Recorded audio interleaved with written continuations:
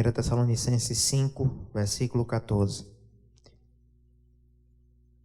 Exortamo-vos também, irmãos, a que admoesteis os insubmissos, consoleis os desanimados, ampareis os fracos e sejais longânimos para com todos.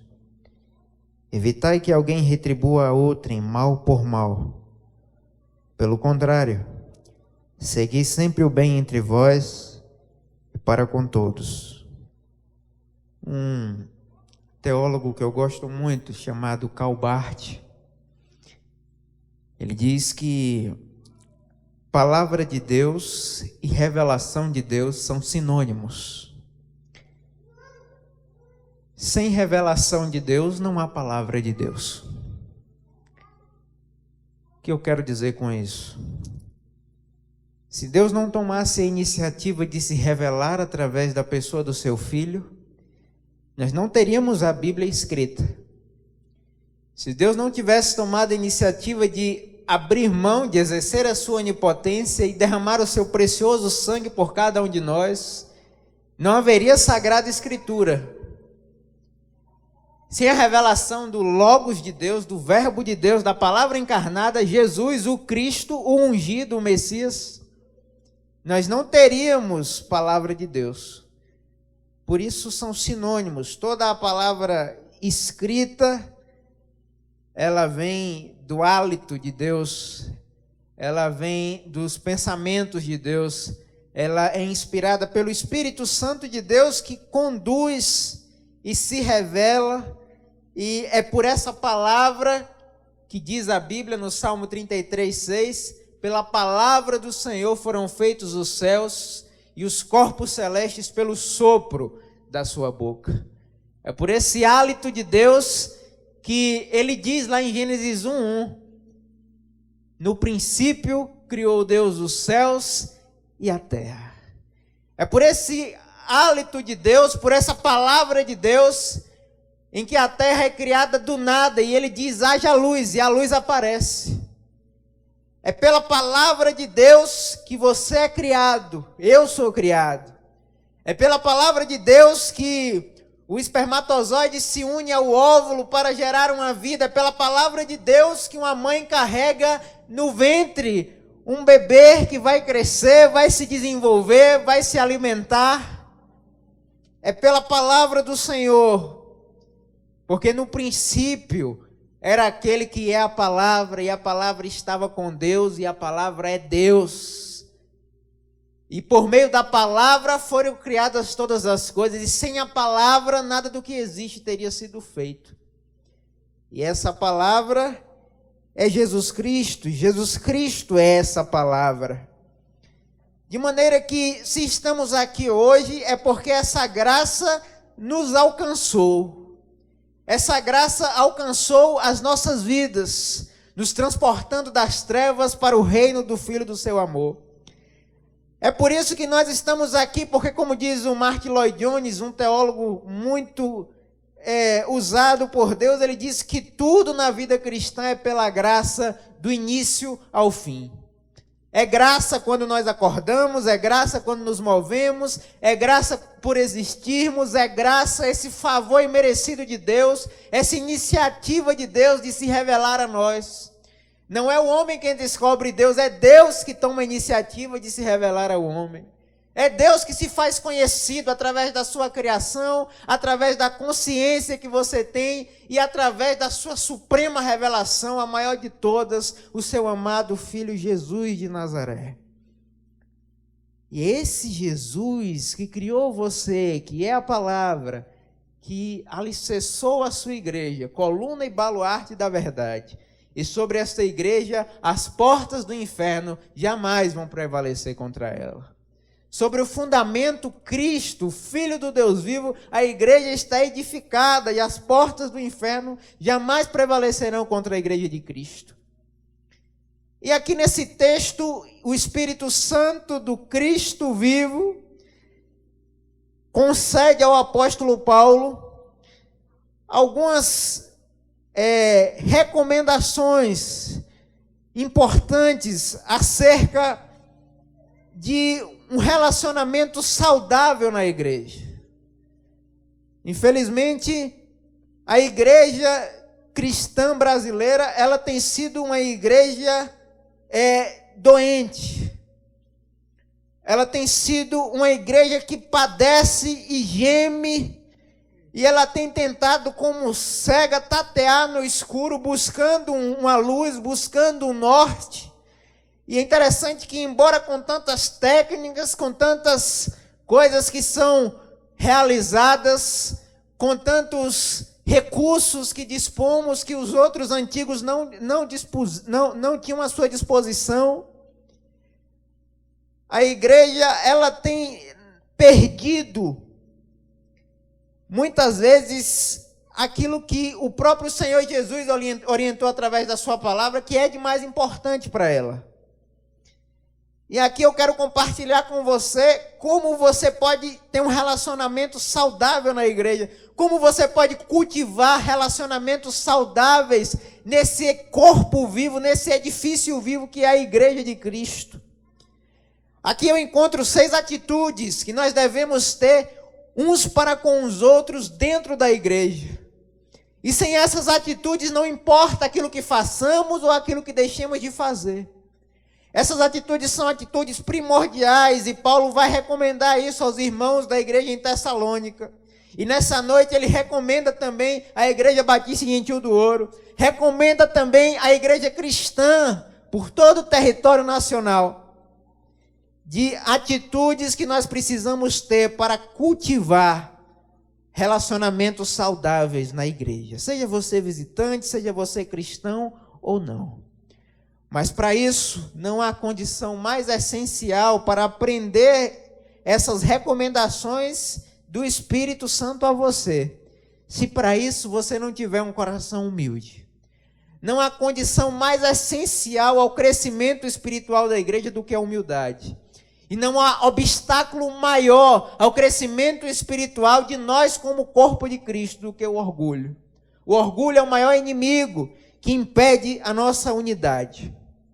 E a primeira recomendação, a primeira atitude que nós devemos ter uns para com os outros, que o apóstolo Paulo diz, versículo 14, é que nós precisamos exortar, admoestar os insubmissos. Veja o que ele diz no verso 14, na parte A. Exortamo-vos também, irmãos, a que admoesteis os insubmissos.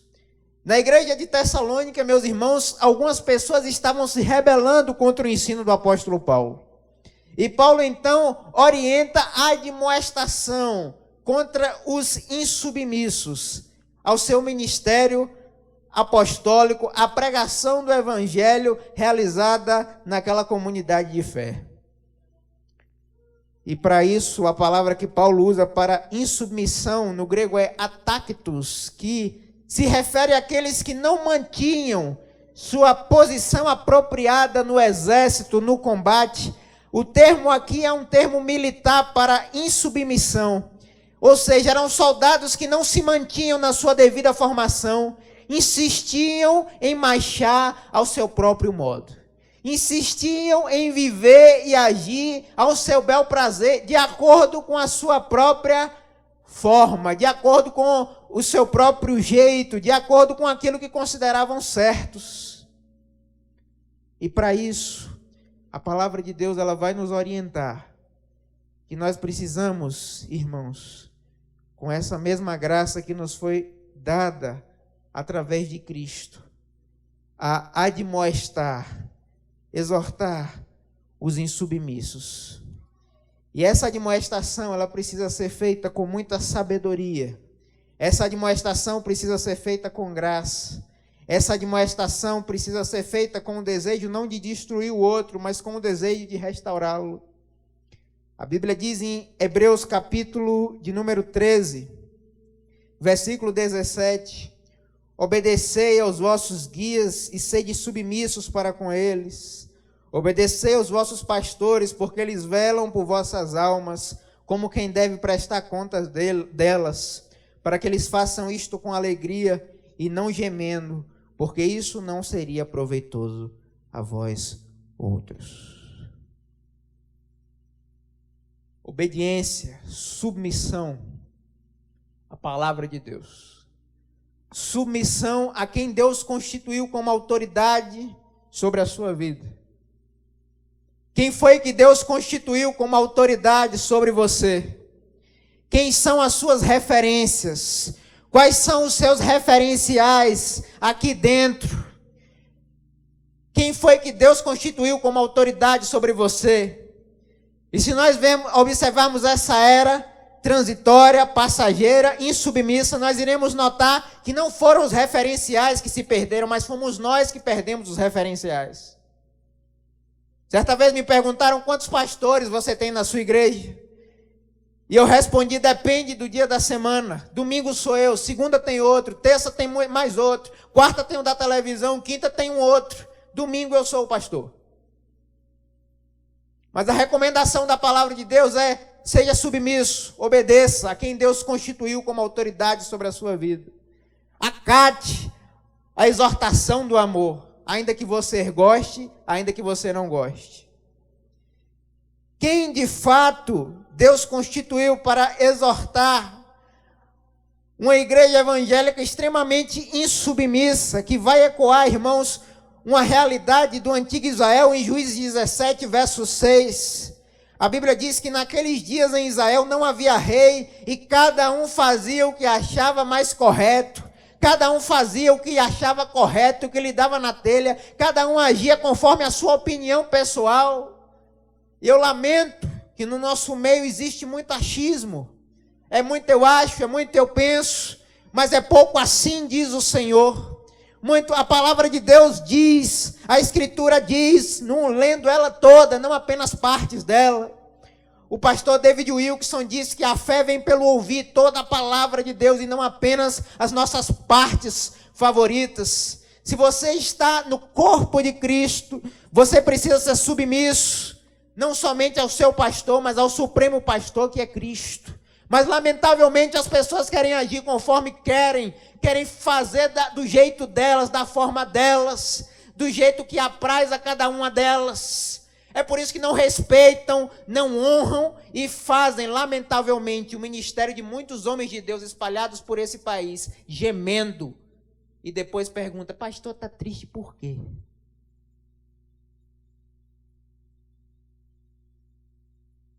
Tornam, muitas vezes, a autoridade que Deus constituiu sobre o corpo. Tornam como se fosse qualquer pessoa. Grave uma coisa. Seu pastor é legal. Seu pastor é seu amigo. Seu pastor é brincalhão. Da mesma forma como uma família pastoral que Deus constitui. Isso inclui a minha e a minha esposa. Mas ainda assim respeite ele e o seu pastor. Respeite como seu pastor.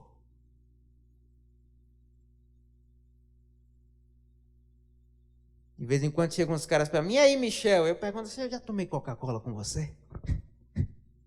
Já tomamos cafezinho?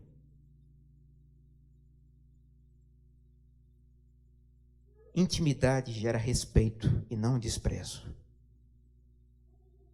Exortar os insubmissos. A exortação, ela precisa ser feita com o desejo de restaurar o outro, com brandura, irmãos. Não é para acabar de matar, mas é para restaurar. É para ver quem está caído levantado. É para ver quem está caído resgatado pelo poder de Deus. É para voltarmos a tratar as coisas que são realmente sérias como de fato elas são. Exortando os insubmissos, exortando aqueles que caíram, exortando aqueles que pecaram. Gálatas 6, verso 1. Irmãos, se alguém for surpreendido em alguma falta, vós que sois espirituais, corrigiu com espírito de brandura, e guarda-te para que não sejas também tentado. Corrigir com espírito de mansidão. Como isso é difícil. Como é difícil corrigir alguém sem querer que essa pessoa seja destruída. Sem querer que a pessoa seja destroçada. Porque às vezes o que a gente quer é ver o circo pegar fogo. A gente não quer ver a restauração do outro. A gente quer ver o pior. Mas como é difícil corrigir com essa brandura que Deus nos diz. E eu quero dizer a você que o apóstolo Paulo era alguém de fato disposto a experimentar todo tipo de sofrimento. Ele diz em Romanos 15, 1 e 2, ora, nós que somos fortes, devemos suportar as debilidades dos fracos e não agradar a nós mesmos. Portanto, cada um de nós agrade ao próximo no que é bom para a edificação. Quem se julga forte deve suportar as fraquezas dos fracos. Paulo diz em Romanos 15, 3, porque também Cristo não se agradou a si mesmo, antes, como está escrito, as injúrias dos que te ultrajavam caíram sobre mim. O apóstolo Paulo também diz, Romanos 14, verso 4, quem é você que julga o servo alheio? Para o próprio Senhor ele está em pé ou cai, porque o Senhor é poderoso para o suster se ele estiver de pé. Para exortarmos alguém, irmãos, a condição inicial de tudo. Não se pode exortar alguém sem humildade. A Bíblia diz, pois sou devedor. Romanos 1,14, tanto a gregos como a bárbaros, tanto a sábios como a ignorantes. O apóstolo Paulo era alguém que fazia tudo por todos. Mas ainda assim, era alguém humilde para reconhecer que era devedor.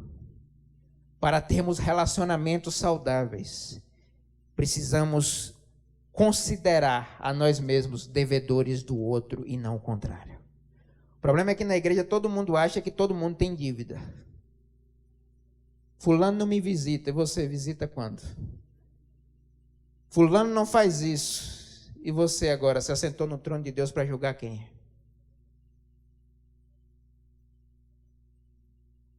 O apóstolo Paulo fazia tudo por todos, preso, encarcerado. E ele disse, eu sou devedor. Romanos 1,14.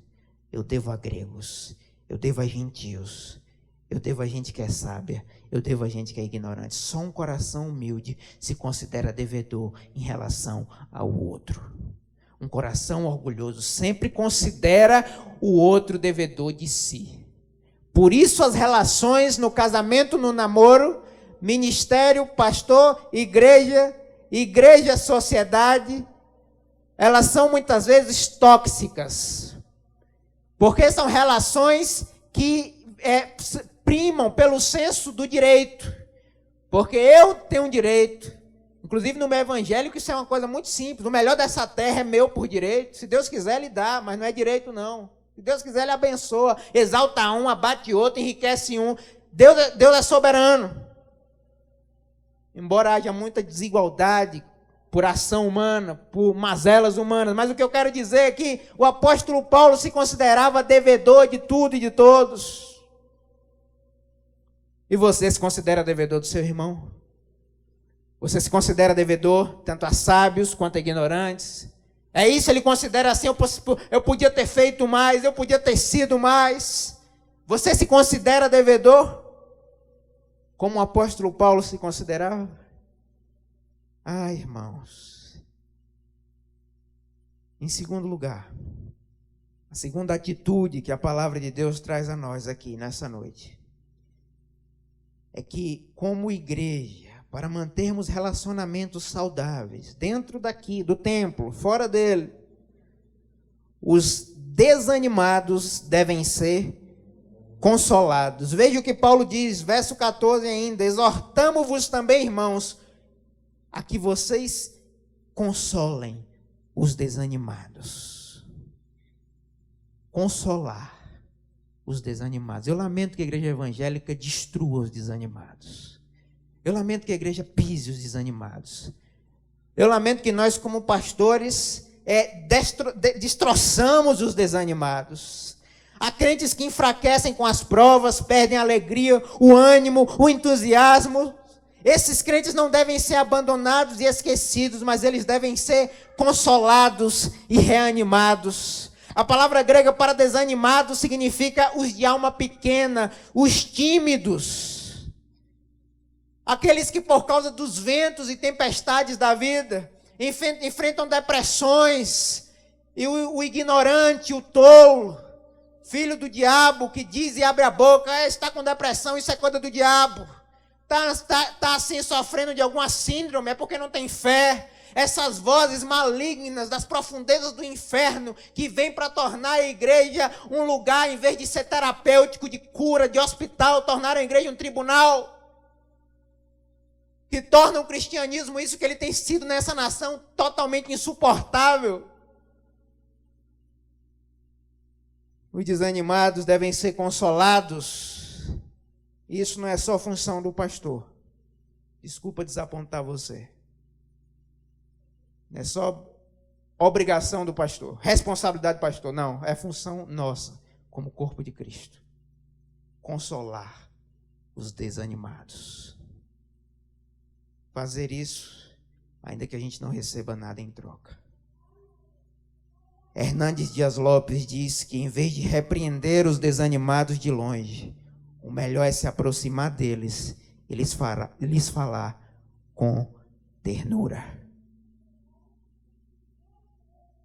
Em vez de repreender os desanimados, ao invés de destruirmos quem está desanimado, a gente precisa tratá-los com ternura, com amor.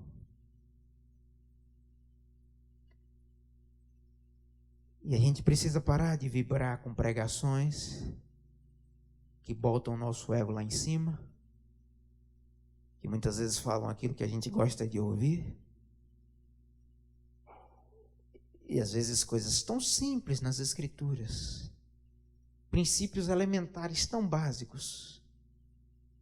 Precisamos retornar à consolação a quem está desanimado. E se você chegou aqui assim, minha palavra a você é a mesma do Senhor Jesus. Vinde a mim, todos que estáis cansados, sobrecarregados, e eu vos aliviarei. Tomem sobre vós o meu jugo e aprendei de mim, que eu sou manso e humilde de coração, e vocês vão encontrar descanso para as suas almas. Porque o meu jugo é suave e o meu fardo é leve. O meu jugo é suave e o meu fardo é leve. A Bíblia diz que os religiosos colocam fardos pesados sobre os ombros das pessoas, mas eles não querem movê-los com um dedo. Fardos. O que eu acho interessante de gente religiosa é que eles tratam a religiosidade como revelação de Deus. Eles tratam suas preferências, suas opiniões como revelação de Deus.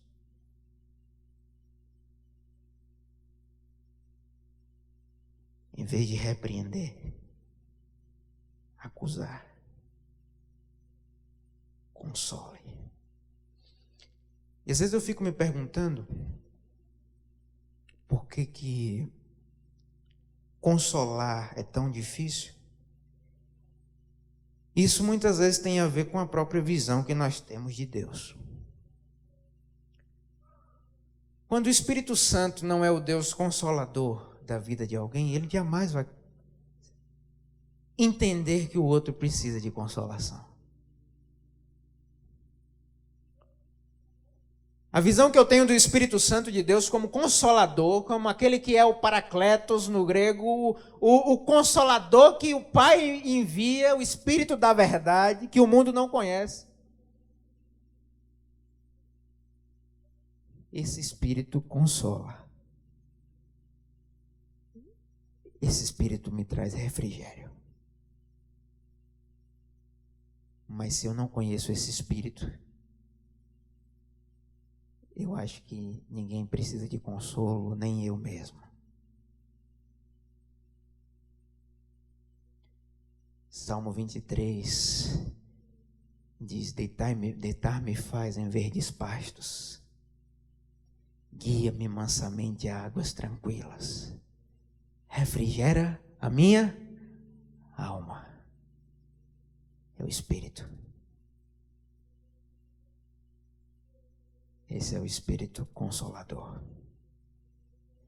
Em terceiro lugar, a palavra nos ensina que os fracos devem ser amparados. Amparem os fracos, diz Paulo. Havia na igreja de Tessalônica, irmãos, pessoas fracas espiritualmente.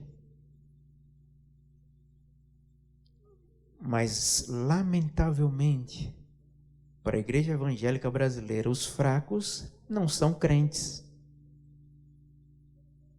Afinal, os crentes têm que ser fortes. Crente não chora. Crente não fica doente. Crente não pede perdão. Crente não joga bola. Crente não pode sorrir. Para ser de Jesus tem que ser esse povo. Tem que ser chato. Tem que ser mal-humorado para ser de Jesus. Senão não presta.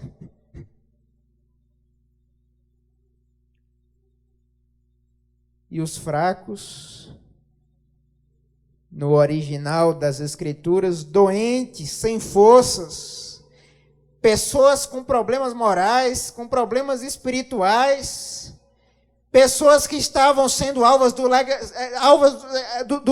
do legalismo judaico. O legalismo só te torna orgulhoso ou desesperado, rapaz. O legalismo, irmã, só te torna desesperado ou orgulhoso. Porque se você cumprir tudo, você pode bater no peito como fariseu e entrar no templo e dizer: ó Deus, obrigado, Senhor. Obrigado por não ser como os outros homens, roubadores, corruptos. Ó Deus, obrigado, Senhor. Porque eu sou diferente. E você jamais vai ecoar do íntimo do seu ser: ó Deus, tem misericórdia de mim, que eu sou um homem pecador. Porque pecado vai ser sempre o do outro. Você não tem pecado. E deixe-me dizer a você, quem não tem pecado não pode ser salvo, viu? Quem não tem pecado não pode ser salvo. Quem não tem iniquidade não pode alcançar a salvação. A espiritualidade cristã, ela reconhece a sua indignidade, a sua fraqueza. Paulo diz: quando eu estou fraco, aí é que eu sou forte. O poder de Deus se aperfeiçoa na minha fraqueza. Amparar os fracos. Não achar que está fraco porque é demônio. Não achar que está fraco porque é pecado. Não achar que está fraco porque está fazendo alguma coisa escondida errada. Não. Se for, é Deus que vai julgar. A vingança pertence a Ele. Mas amparar quem é fraco. Isso é o papel nosso. Amparar os fracos. Em quarto lugar, quarta atitude. Preste bem atenção. A quarta atitude para ter um relacionamento saudável. A quarta atitude dentro do corpo de Cristo é que todos devem ser tratados com paciência. O que é que diz a Bíblia? Sejam longânimos para com todos. A palavra longanimidade, um sinônimo para ela é paciência. Paz-ciência, ciência da paz. Fruto do Espírito. O mundo em que vivemos elegeu a impaciência como virtude, mas não o é. Deus trabalha através de processos. para trabalhar através de você, Deus primeiro precisa trabalhar em você. Deus não é imediatista como a nossa geração. Ele prometeu um Messias. Eu acho que é por isso que o judeu não crê no Messias. Às vezes eu penso isso. É porque eles ficavam todo dia. Deus prometeu até hoje. Cadê Deus? Não vem esse Messias. Eu acho que é por isso que os escarnecedores até hoje argumentam o seguinte: olha, Jesus vai voltar, mas cadê? E se nos esquecemos de que um dia para o Senhor são como 1000 anos e 1000 anos como um dia. Paciência. Entender que o processo de Deus na vida do outro, do seu irmão, não é o mesmo processo às vezes que é na sua vida. Entender que o outro tem debilidades que você não tem, você tem debilidades que o outro não tem, e com isso exercer a longanimidade, porque Deus também é paciente com você. A palavra de Deus diz que Deus é longânimo para com você, não querendo que ninguém se perca, mas que todos cheguem ao arrependimento e ao pleno conhecimento da verdade. Jesus ainda não, ele não tarda a sua promessa, como diz a Bíblia, ele é paciente, ele é longânimo, porque ele deseja, ele não tem prazer na morte do ímpio, mas ele deseja que o ímpio se arrependa e se desvie dos seus maus caminhos. Longanimidade, paciência. Hernandes Dias Lopes disse que a paciência deve ser o vetor que dirige os relacionamentos da igreja. A paciência. Nós não podemos ser presunçosos, truculentos, possessivos, não. A Bíblia diz em Provérbios 16:32 que melhor é o paciente do que o guerreiro. Melhor é o que domina o seu espírito do que aquele que controla uma cidade. Melhor é o paciente, diz a palavra de Deus, do que o guerreiro. Melhor é o que controla o seu espírito do que o que domina uma cidade. Paciência com todos. Basta lembrar. Sobretudo, um dia uma pessoa me perguntou: pastor, como é que o senhor faz para ter paciência com a juventude? Colega pastor. Eu disse para ele: é simples, aonde você estava? Há 15 anos atrás. Há 15 anos atrás eu estava no mundo. Eu estava nas farras.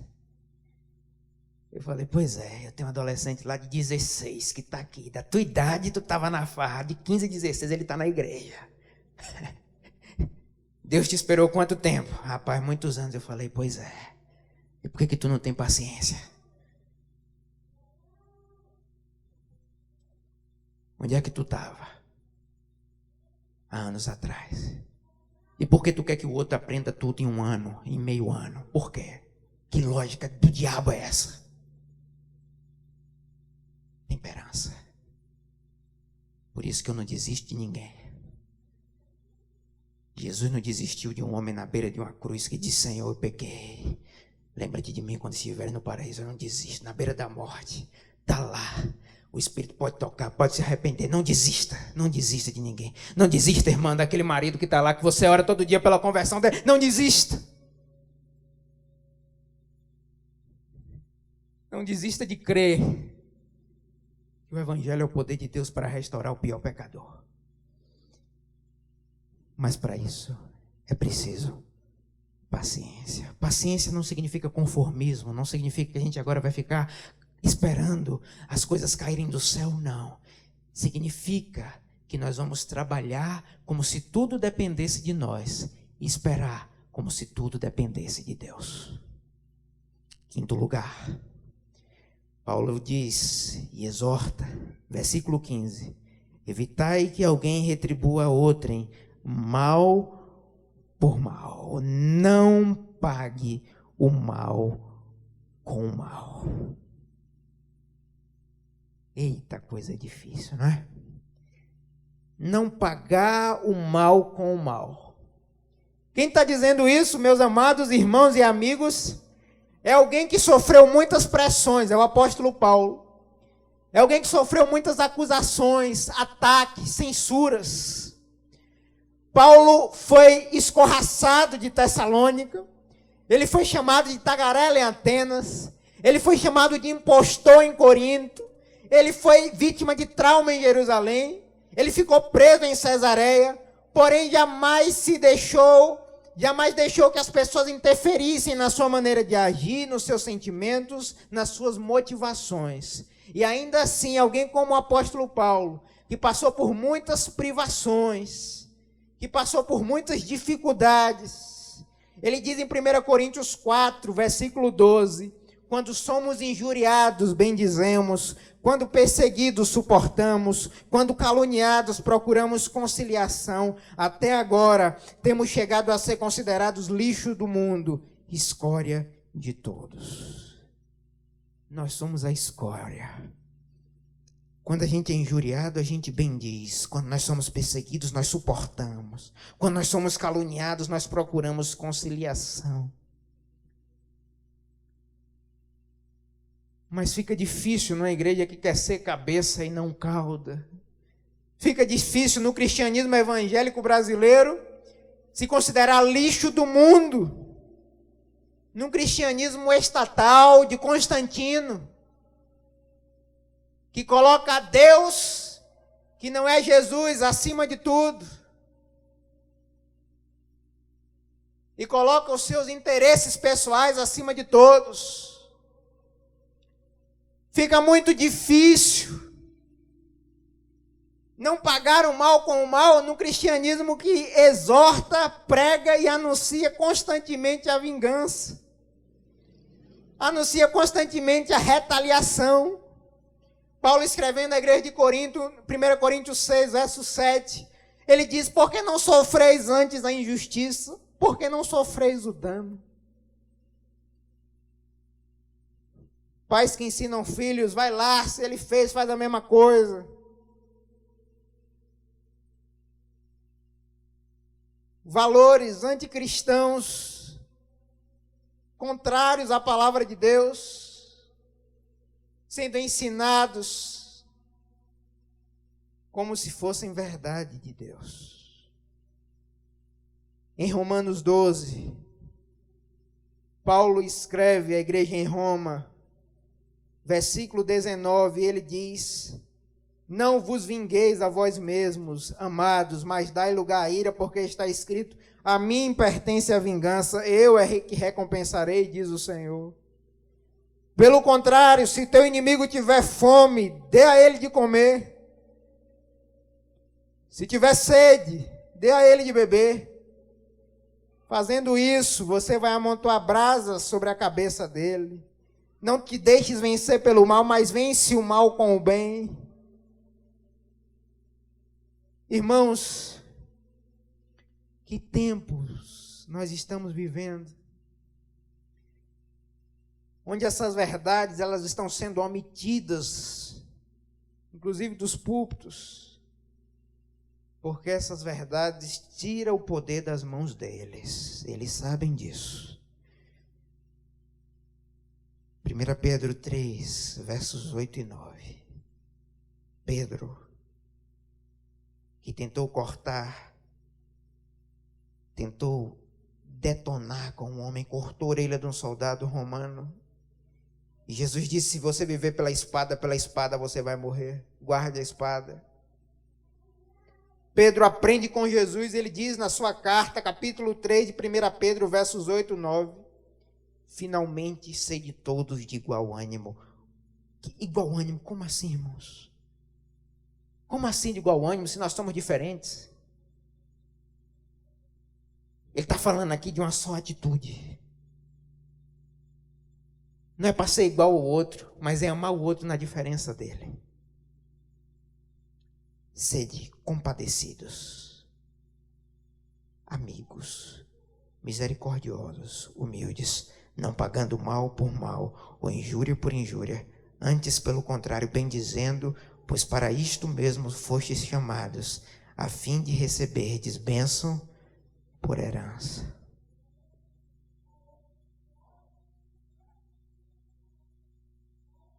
Quando Pedro me fala de Paulo, eu sou mais de Pedro do que de Paulo.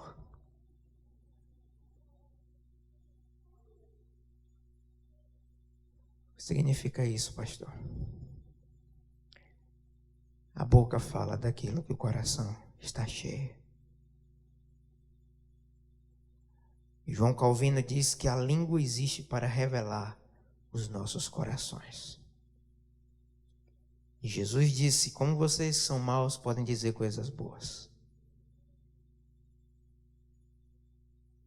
A boca só revela, a língua só revela o que está dentro. Isso é o que contamina.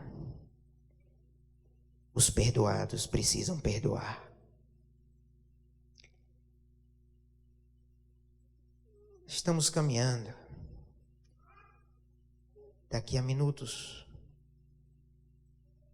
eu espero, com a graça de Deus, concluir. Não tenha pressa. Seja paciente. E Jesus, o crucificado,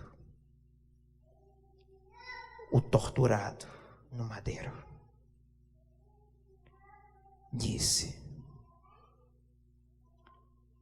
Lucas capítulo 6, verso 27, digo-vos, porém, a vós outros que me ouvis, amai os vossos inimigos, fazei o bem aos que vos odeiam, bendizei os que vos maldizem, orai pelos que vos caluniam.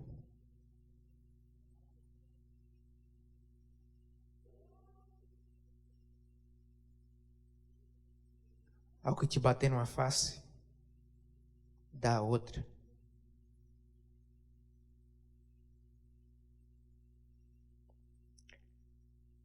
Se vocês amam os que vos amam, qual a sua recompensa? Até os ímpios fazem isso.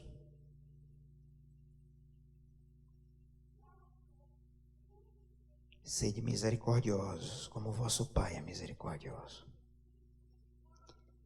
Muita gente hoje segue Jesus porque acha legal. Aliás, está na moda ser cristão. Mas muitos de nós, inclusive eu, já achamos Jesus legal. Se ele pisasse aqui de novo, gritaríamos: crucifica-o, crucifica-o, crucifica-o.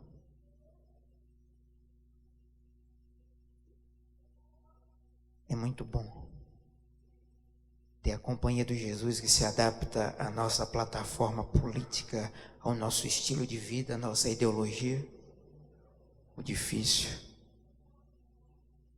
é experimentar na vida o Jesus dos evangelhos, o Jesus das cartas do Novo Testamento.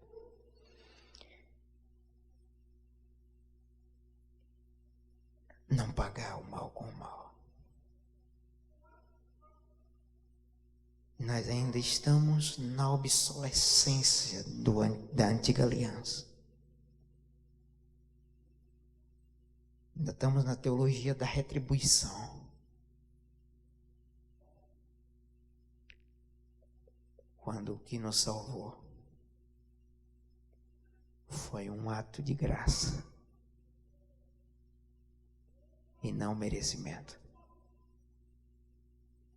Uma iniciativa de graça acabou com todos os sacrifícios e holocaustos. Ninguém pode dizer: eu contribuí. Não. Eu ajudei Jesus. Não. Um ato de graça. Rogou na cruz: Pai, perdoai-lhes. Eles não sabem o que fazem.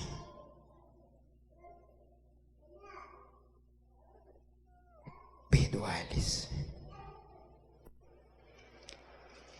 Em último lugar, a palavra nos ensina que a prática do bem deve ser exercida. Olha o que é que ele diz depois da vírgula: segui sempre o bem entre vós e para com todos. Segui sempre o bem para com todos. Isso implica atos, palavras, pensamentos, inclusive ocultos. Fazer sempre o bem. O que eu falo, o que eu vou falar vai edificar? Vai trazer vida? A Bíblia diz: não saia da vossa boca nenhuma palavra torpe, mas apenas a que for boa, para promover graça e edificação aos que a ouvem. O que eu falo edifica? Quando a sua sinceridade for capaz de diminuir o outro, quando a sua sinceridade for capaz de destruir vidas humanas, cale-se. Muitas vezes verdades são apenas conveniências emocionais para satisfazer o seu egocentrismo, o nosso egocentrismo. Edifica, vai destruir ou vai trazer vida? Fazer o bem. Fazer o bem. Eu louvo a Deus,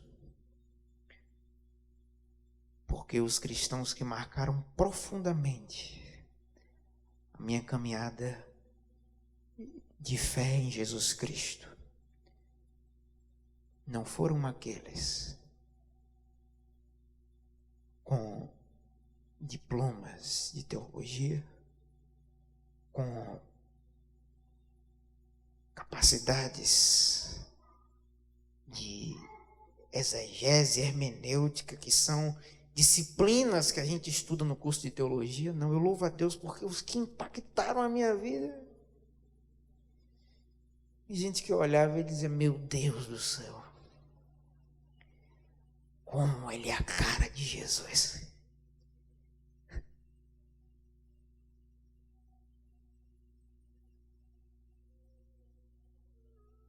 Homens e mulheres, dizia: como ela parece com Cristo. É surreal. É de outro mundo isso.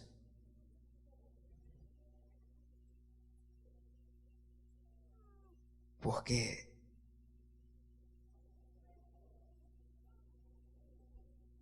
escuta o que eu vou dizer aqui.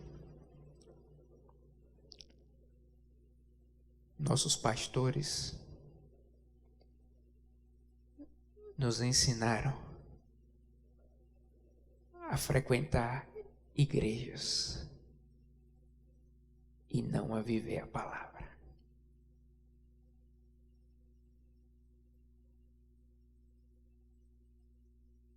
É importante não deixar de congregar, e é bíblico, como é costume de alguns, está escrito. Eu creio, eu amo a Bíblia.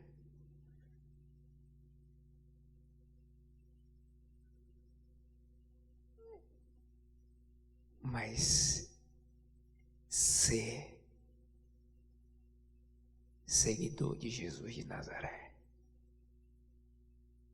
ser seguidor de Jesus, dentro do quarto, dentro do banheiro, na cozinha, lavando o prato, estou com Jesus.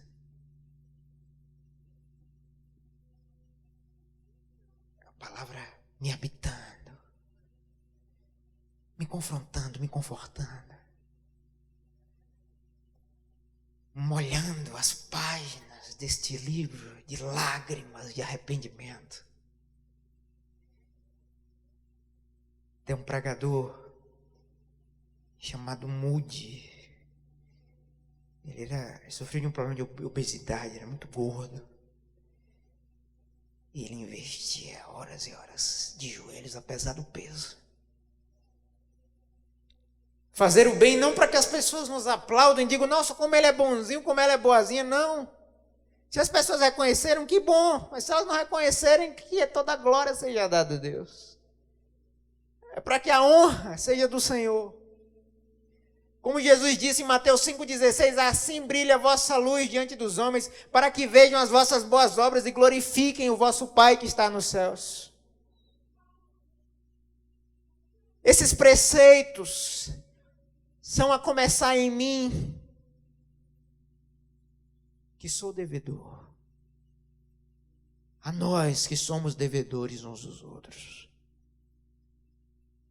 Esses fundamentos, irmãos, eles, com as raízes alicerçadas, fazem a igreja crescer espiritualmente. Não necessariamente em número, não necessariamente em estrutura, mas em vida, em piedade, em amor. Que Deus tenha compaixão de nós e que a gente entenda isso, aplique isso para a glória de Deus. Amém. A graça resgatou um miserável como eu. Eu morto fui, mas vivo estou, pois graças